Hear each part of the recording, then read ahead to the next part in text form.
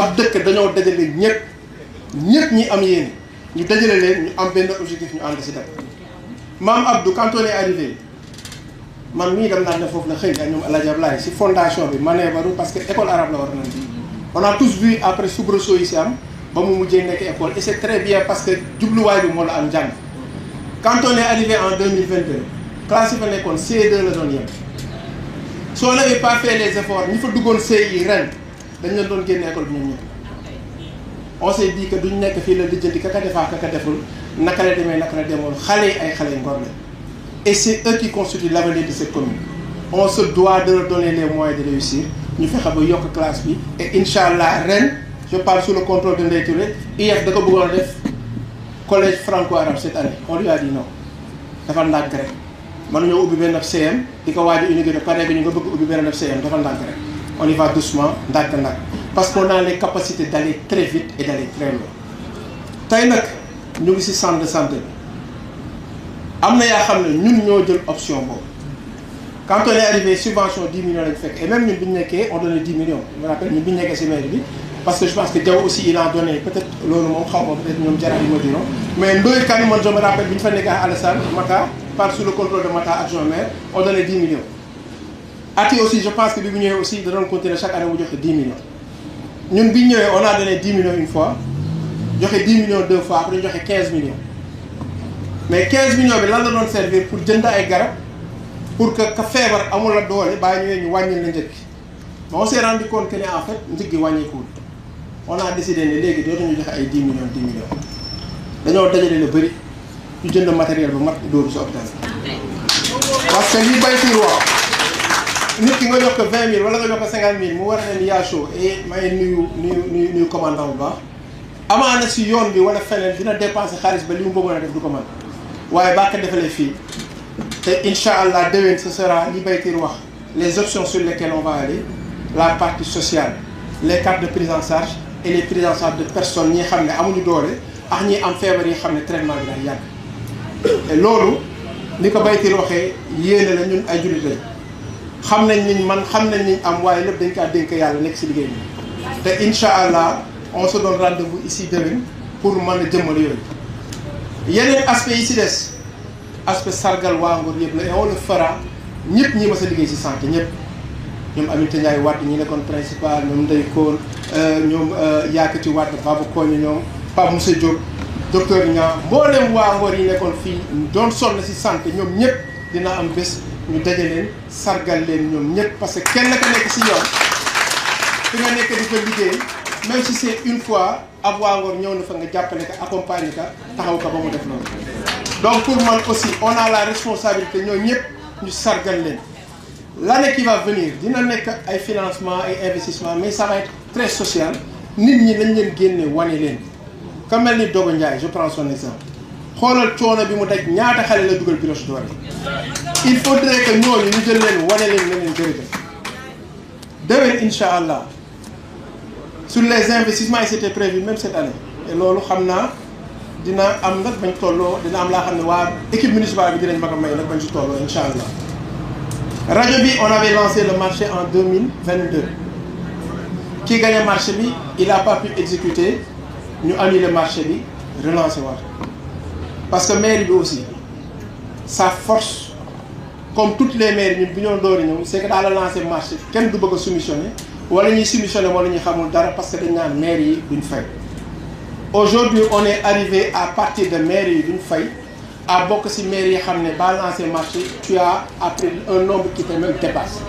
parce que nit ñi nee nañ mairie Ngor léegi ba liggéey dañ laa fay à temps et loolu c'est important notre plan de passation on l'a mis en ligne avant-hier démb su guddi la ma madame Sow oo na ma ça a été validé parce que maintenant xam nañ ne ñi nekk fi ay nit ñi sérieux lañ xam nañ ne lañ la wax dinañ ko def waaye laa leen wax baa ko defal aussi dinañ ko sanctionner et sur ça parce que am na léegi la ma doon échanger sur le y a des choses yoo xam ne bañ ci tolloo ñun nag fii lañ dëkk baax nañ trop comme ni ko Alassane la waxee baax nañ trop ñu xuloo ñu xeex duñu kii parce que dañuy sant liggéey dañoo liggéey rek mais à un moment donné aussi il va falloir redresser certaines choses hôpital bi on a arrière de facture Sénélec 173 millions maire bi dina ko fay incha allah parce que la moyenne de facture sur hôpital c'est entre 4 et 8 millions ci année bi chaque weer wala chaque 2 mois tu as 4 millions ba 8 millions ça passe. Bokk la ak ndox mi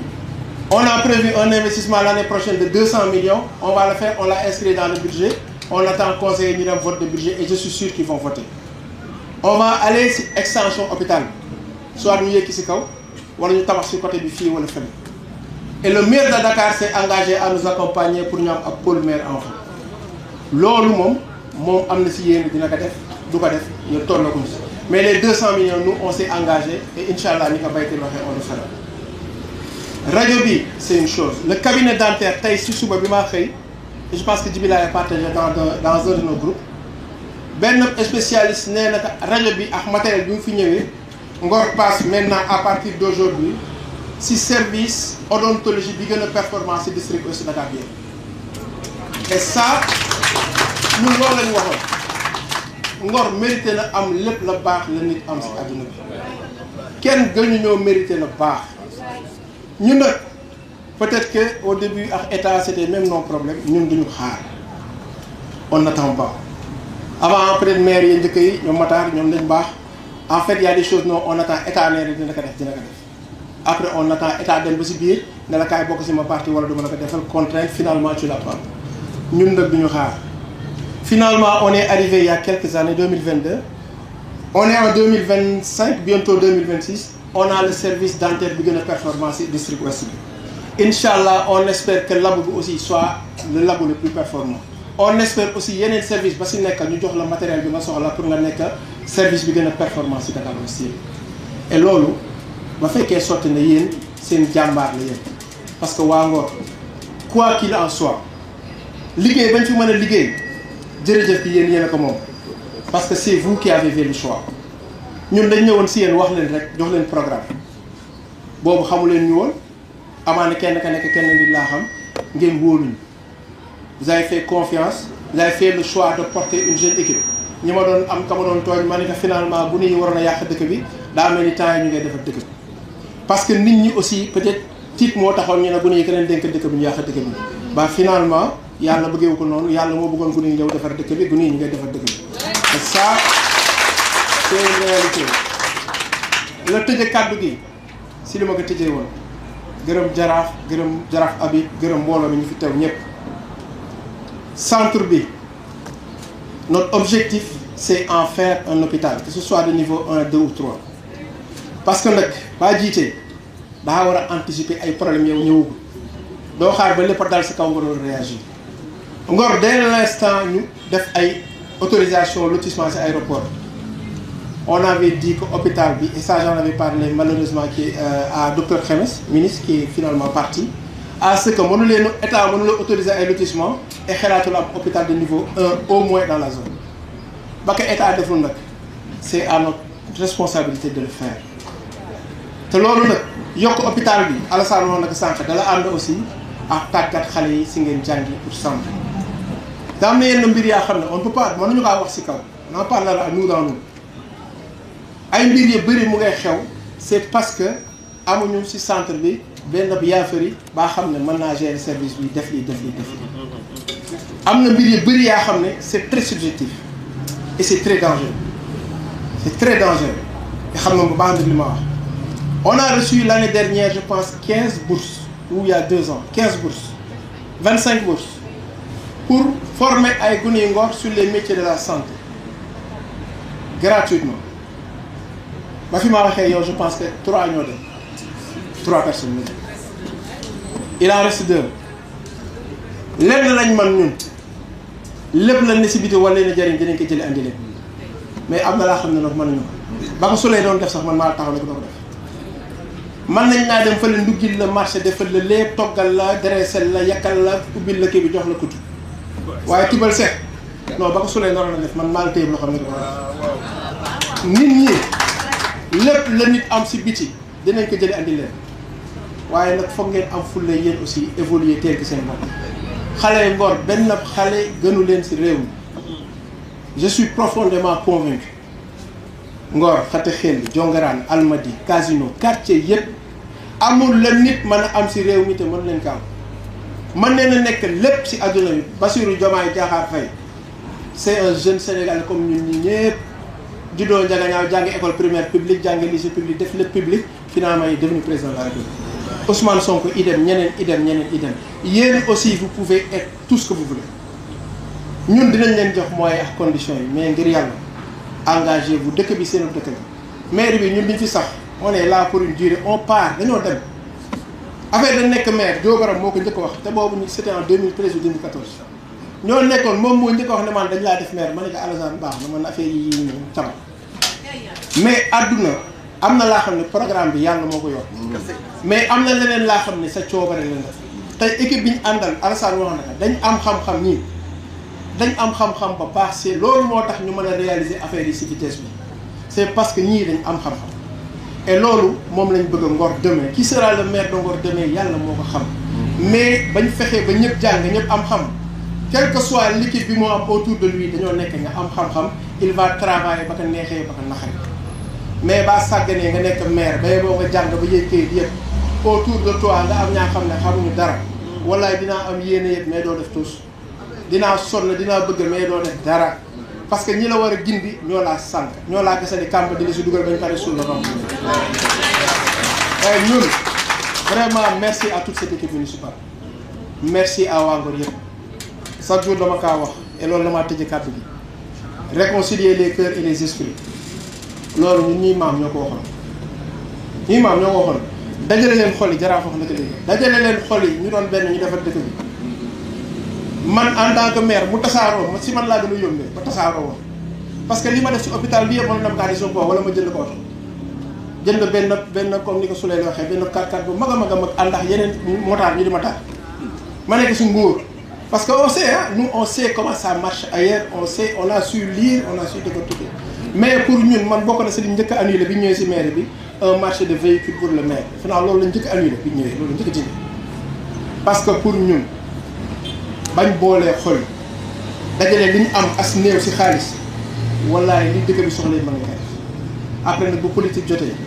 ka bëgg a politique faral fa la neex man ka ma xam ne mosuma nekk si yooyu moo tax j'ai trop apprécié hier quand j'ai entendu le premier ministre à l'Assemblée nationale mu ne man li ma ko bëgg ànd ak man ànd see man ka mu neex nga dem fotel keneen parce que loolu moo la ab dëkk bañ kaa defar te lii depuis 2022 nous on le sait ma ngay neex na ma ngay neexuma ça c'est un détail ma ngay il sera là ba élection yi ba mandat bi jeex loolu moom saa yaa yeewoo dinaa gis ma ngay kanamam si télé bi foofu waaye te man ñi ma xam dëgg xam nañ ne ma ngay nekk na maire ma ngay prend beaucoup de choses sur lui ñi ma xam dëgg xam nañ ne tey jii ba fekkoon Baytiir wala Souley wala Alaaji wala Mbàkke ñoo nekk maire amaana peut-être ñii maa ñoom ñoo nekk doon maire waaye dama ne dëkk bi ka bon am fi ñëpp a baax am na ñu bëgg a bon nag malheureusement mais baa bëggee bon lu mën naa kaa ji yóbbu feneen mais bon lu jëmee ko sa dëkk c'est un danger parce que bu dëkk bi yàqoo doo su mucc yow donc nañ dajaloo ñu defar dëkk bi ba élection jotaatee que bëgg a nekk candidat yàqay ci amul problème nit ñi ñoo voté que mu bëgg a nekk candidat nekkal candidat mais pour le moment hôpital bi daa solo am dimbal nañ dajale ñuy doole ñu def si hôpital bi lycée bi dañ ko war a yeggale leneen dañ ko war a yeggale leneen xale yi dañu war a jàngi nañ dajale ñu doole ñu taxaw solo ba élection jotaatee ñu def leen et ngir yàlla c'est un appel solennel que je lance à tout le monde ñun ñoo nekk ci mairie bi te nekk ci mairie bi ça suppose beaucoup de choses am na laa xam ne ñun dañ ko tàmbali woon dina teere ji faa xam ne baaxul loolu ñu ngi ñaan ñëpp baax na si nag ndax yooyu baax na si critiques yi xuloo bi baax na si de ñun on adore ba ñu gars yi attaqué quelquefois on se met à délire rigoler ree parce que peut-être y a une part de vérité quelquefois ñun ay nit lañ mën nañoo juum mais lii am solo la mel ni santé yaa ngi ci politique rajo bi dañ ko andi du pour man du pour Souley Diagne pour dëkk bi la c'est pour les Sénégalais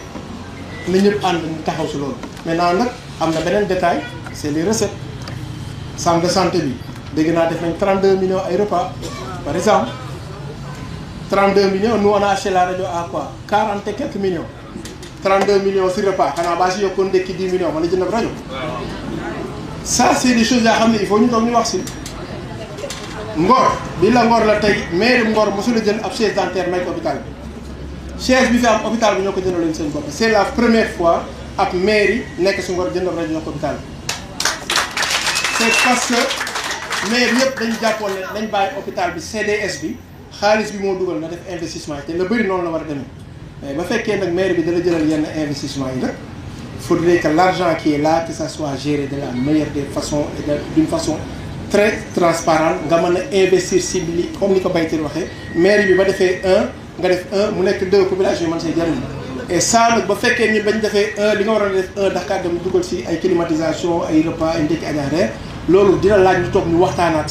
ñu ne la déet après bàyyi xam naa waa Njóobeen ni bàyyi ba après ñoom biraay bi bàyyi bañ liggéey ba pare nga door a ndekki añ reer mais pour le moment il faut travailler te loolu incha allah xam naa dina ma si ànd ak gars yi te dinañ ma ko may nag ndax loolu moom defe naa dinañ ma ko nangul ñu waxtaan sur ces questions là sur les questions de relationnel sur les questions de recrutement du personnel ñu ngi sant waa Ngour yëpp et encore une fois yéen ñi fi teew ñëpp jërë ngeen jëf amuñu seen fay liggéey bi ñoo liggéey c'est vous encore une fois c'est grâce à vous jaraaf